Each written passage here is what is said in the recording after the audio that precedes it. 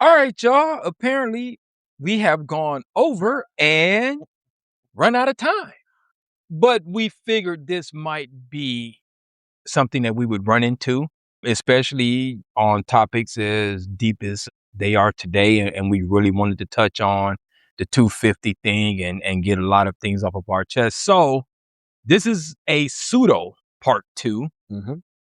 And this is going to be short, but it's only going to consist of the closing monologue and our outro.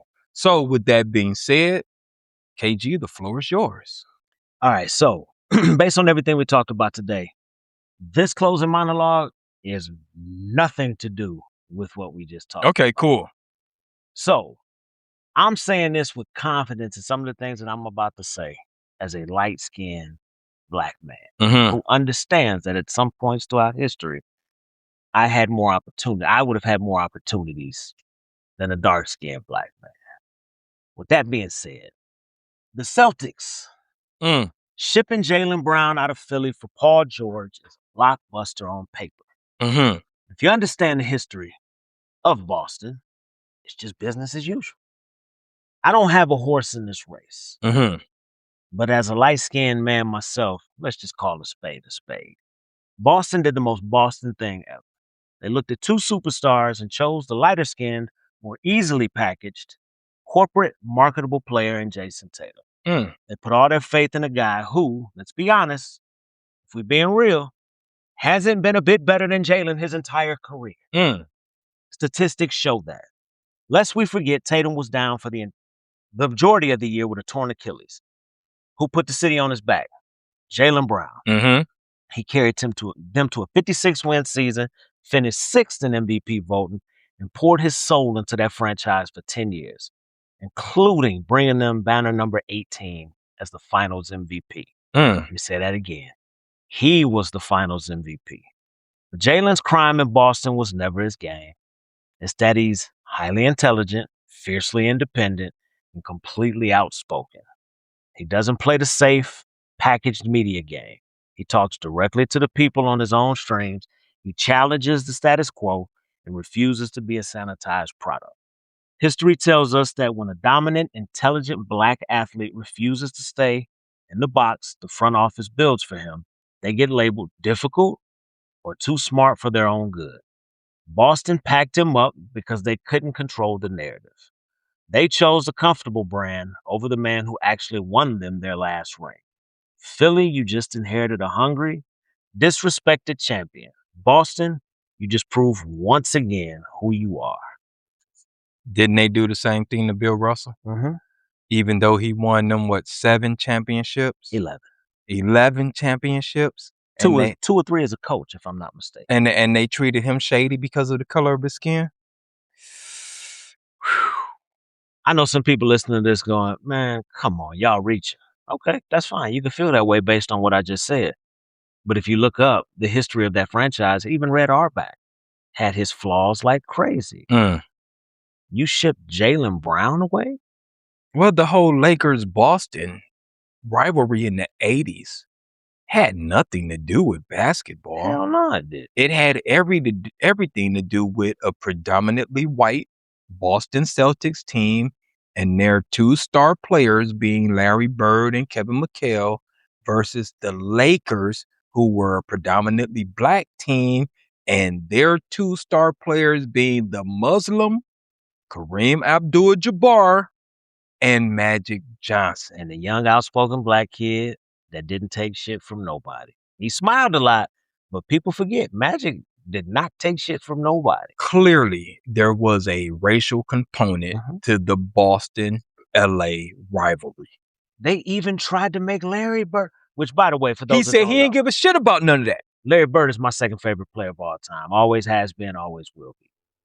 He didn't want the whole Isaiah Thomas thing. Right. Where they got him and Isaiah sitting next to each other talking about it. Larry Bird's like, yo, I ain't got no problem with this dude when we playing basketball. Right. Magic Johnson ate at Larry Bird's parents' house, mother's house. Right. You know what I mean? Right. That was society. Yes. Projecting their racial biases onto sports. which is exactly what they're doing with Caitlin Clark. Ding, ding, ding, ding, ding. And you know what? I'm glad you brought that up. Because for those that are listening, yes, we live in Indianapolis. We've been Fever fans. Like Mm-hmm. we've talked about the Fever for years. Tamika Catchings, one of the greatest. Correct. My two favorite WNBA players, I know yours are probably different. Tamika Catchings is up there, and Maya Moore. Mm-hmm. But if we go back and look at some of the great athletes of the past, Cynthia Cooper, by the way, is my yeah, absolutely. Cynthia Cooper was that man. But it's the same thing. Larry Bird didn't speak up because he didn't give a shit. Caitlin Clark just said something like 2 days ago. I don't expect her. I don't also old girl that put her fist in her throat. Is it Thompson? Alyssa Yeah, Thompson? Alyssa Thompson. Now, first and foremost, you were wrong. You were wrong. However, To get death threats. like, yeah, she pissed me off. So I put my fist in her throat. I don't like her. And guess what? She ain't supposed to like her. She don't play on her team. Right. She ain't supposed to like her. Right. But yeah, putting the fist in the throat. Yeah, I'd have probably got to start swinging. You'd have just had She to got beat me up. suspended though. Yeah, she got suspended. But death threats. Death threats. Right. Like this is a lady who probably still goes out, runs her own errands, out and about with the community, and now she got to look over her shoulder. Right. It's crazy. But you know what's even crazier? The fact that we just kind of shrugged our shoulders. You know why? Because those death threats are coming from people that live within 20 miles of where we're sitting right now. Facts. Facts, bro. Facts. We know how some, and I understand the Fever's not going to come out and say, well, Central Indiana has a history of being racist. But they do. But they do. Yeah. But they do. Clan capital of the world. Right. Wasn't surprising to me at all to see those people Yep. giving her those death threats. Yep. All right, y'all.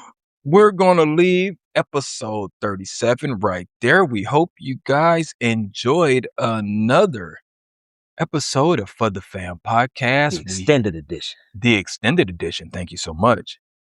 I hope we, again, gave you guys some education. We gave you guys a little bit of comedy. We gave you guys a little bit of perspective.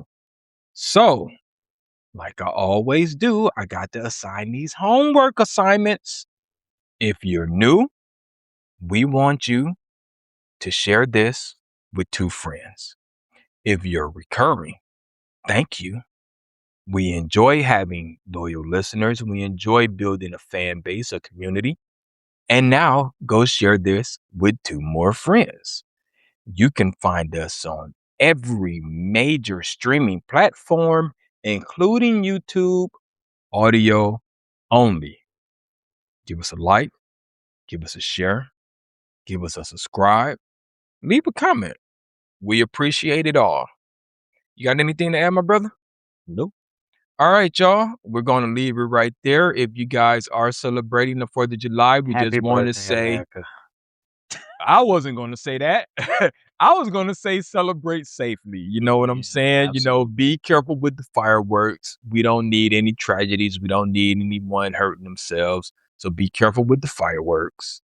Just don't pop them at all. Or don't pop them at all. And if you're out, drinking and driving, call Uber or let someone else drive. Don't get a DWI. All right. With that being said, thank you guys for tuning in, and we'll holler at you next time. Peace.